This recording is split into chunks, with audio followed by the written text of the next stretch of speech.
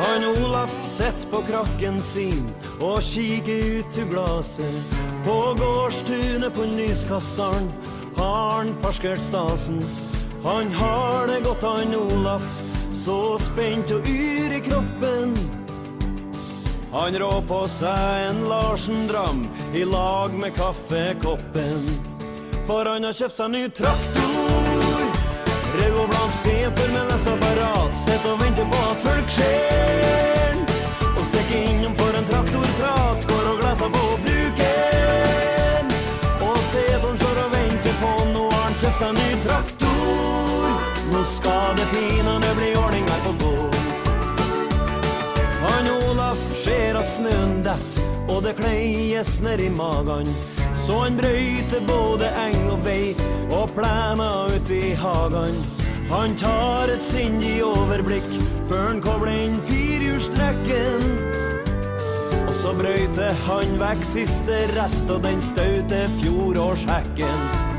For han har kjøpt seg ny traktor, rød og blank seter med lesapparat. Sett og venter på at folk ser og stikker innom for en traktorprat. Går og glasser på bruken, og setoren står og venter på. Nå har han kjøpt seg ny traktor, nå skal det pinane bli ordning her på gården. Og naboungene kommer og ser ikke alle lik begeistra. Og den største han de kaller Per, sier: hvorfor kjøpte ni Jon Dier der?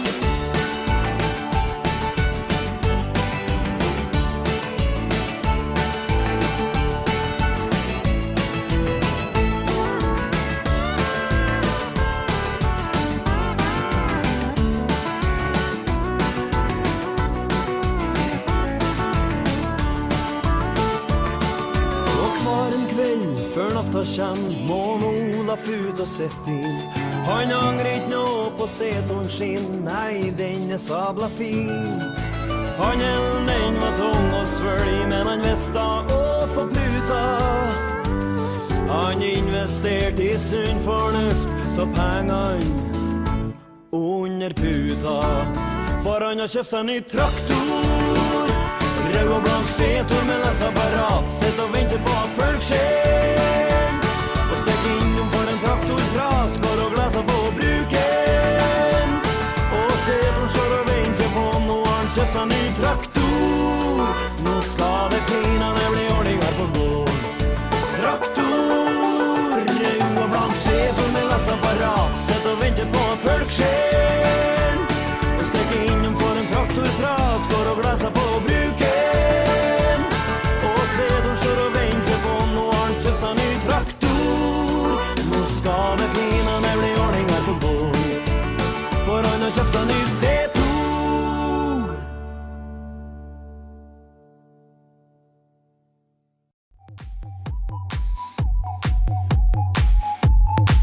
Yes, I can see you, 'cause every girl here wanna be you. Oh, she's a diva, I feel the same and I wanna meet her. They say she low down, it's just a rumor and I don't believe them. They say she needs to slow down,